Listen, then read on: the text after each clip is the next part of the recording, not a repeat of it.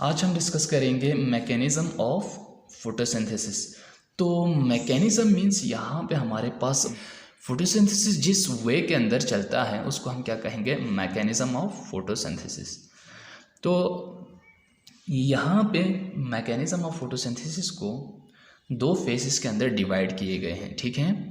It has been divided into two phases. एक है हमारे पास लाइट डिपेंडेंट फेज, जिसको लाइट डायरेक्शन भी कहा जाता है क्योंकि ये लाइट की मौजूदगी में होती हैं, ठीक है, इसलिए इसको लाइट डिपेंडेंट फेज या लाइट डायरेक्शन कहा जाता है। दूसरा हमारे पास क्या है, लाइट इंडिपेंडेंट फेज, या जिसको क्या कहा जाता है, डार्क रिएक्शन कहा जाता है, ठीक है, या कैल्विन साइकिल भी कहा जाता है इसको, क्योंकि इसको होने के लिए लाइट की ज़रूरत नहीं होती है, इसलिए इसको लाइट इंडिपेंडेंट फेज या डार्क रिएक्शन कहा जाता है। अब सबसे पहले हम डिस्कस करेंगे लाइट डिपेंडेंट फेज को, यानी कि जिसको लाइट की ज़रूरत होती है। अब लाइट डिपेंडेंट फेज को हमने ऑलरेडी कहा, यहाँ पे लिखा हुआ है लाइट डायरेक्शन भी कहा जाता है, ठीक है। अब लाइट डायरेक्शन में हमारे पास क्या बनते हैं, ATP और NADPH बनते हैं, और इस रिएक्शन को होने के लिए किस चीज़ की ज़रूरत होती है, लाइट की ज़रूरत होती है, ठीक है। अब यहाँ पे देखें तो इस डायग्राम की मदद से हम इसको समझने की कोशिश करेंगे। यहाँ पे हमने कुछ स्टेक नुमा स्ट्रक्चर बनाया हुआ है, ठीक है, ये थैलेक्वाइड्स हैं। यहाँ पे एक कंपोनेंट्स को हम क्या कहेंगे, थैलेक्वाइड्स कहेंगे, और उसकी जो आउटर जो मेम्ब्रेन है उसको हम क्या कहेंगे, थैलेक्वाइड मेम्ब्रेन कहेंगे, ठीक है। अब यहाँ पे जो थैलेक्वाइड मेम्ब्रेन के अंदर हमारे पास कौन सा रिएक्शन होता है, लाइट रिएक्शन होता है, ठीक है। अब यहाँ से फोटॉन्स आ रहे हैं, लाइट आ रहे हैं, लाइट आके कहाँ पे पड़ रहे हैं, हमारे पास थैलेक्वाइड के मेम्ब्रेन के ऊपर पड़ रहे हैं, जहाँ पे किसने होना है, लाइट रिएक्शन ने होना है, ठीक है।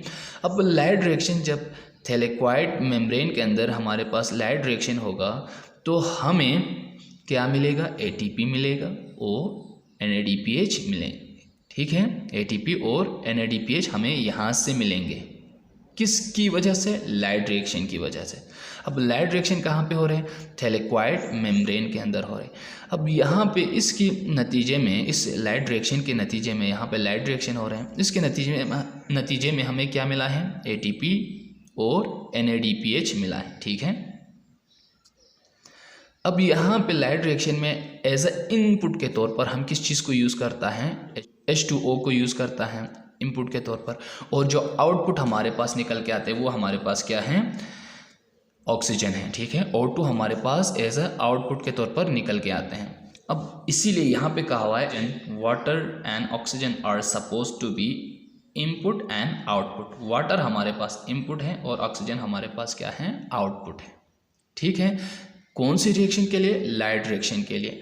और लाइट रिएक्शन इसीलिए कहा जाता है क्योंकि इसको होने के लिए लाइट की ज़रूरत होती है। और ATP को एसिमिलेटिंग पावर कहा है। एसिमिलेटिंग पावर मीन्स इसके अंदर एनर्जी होता है, ATP has energy, that is why it is called assimilating power, ठीक है। और जो NADPH को क्या कहते हैं, रिड्यूसिंग पावर, क्योंकि इसके अंदर क्या होते हैं, इलेक्ट्रॉन होते हैं और हाइड्रोजन होते हैं, और इसके अंदर ये सलाहियत होते हैं कि ये किसी दूसरे मॉलिक्यूल को क्या कर सकते हैं, रिड्यूस कर सकते हैं, इसीलिए इसको क्या कहते हैं, रिड्यूसिंग पावर कहते हैं, ठीक है। अब हमारे पास लाइट रिएक्शन हो गया, उसके बाद सेकंड में हमारे पास आता है डार्क रिएक्शन, ठीक है, जिसको हमने क्या कहा था, लाइट इंडिपेंडेंट फेज या डार्क रिएक्शन, या जिसको कैल्विन साइकिल भी कहा जाता है, ठीक है। अब ये रिएक्शन लाइट हो या ना हो, इसने होना ही होना है, क्योंकि इसको लाइट की ज़रूरत नहीं होती है, जबकि लाइट रिएक्शन की प्रोडक्ट की ज़रूरत होती है। हाँ, लाइट रिएक्शन की प्रोडक्ट अगर ना हो तो ये नहीं चलेगा, अगर लाइट रिएक्शन की प्रोडक्ट हो तो ये रिएक्शन चलेगा, डार्क रिएक्शन। इसीलिए यहाँ पे क्या कहता है सेकंड पॉइंट में, it requires the product of light reaction. इसको किस चीज़ की ज़रूरत होती है, लाइट रिएक्शन की प्रोडक्ट की ज़रूरत होती है, और वो हमारे पास क्या है, ATP और NADPH के फॉर्म में मौजूद है, जो कि हमें यहाँ से मिला था। लाइट रिएक्शन की वजह से, लाइट रिएक्शन के नतीजे में हमें यहाँ से ATP और NADPH मिला था। अब यहाँ पे हमारे पास लाइट रिएक्शन कहाँ पे हो गया, थैलेक्वाइड मेम्ब्रेन के अंदर हो गया, ठीक है।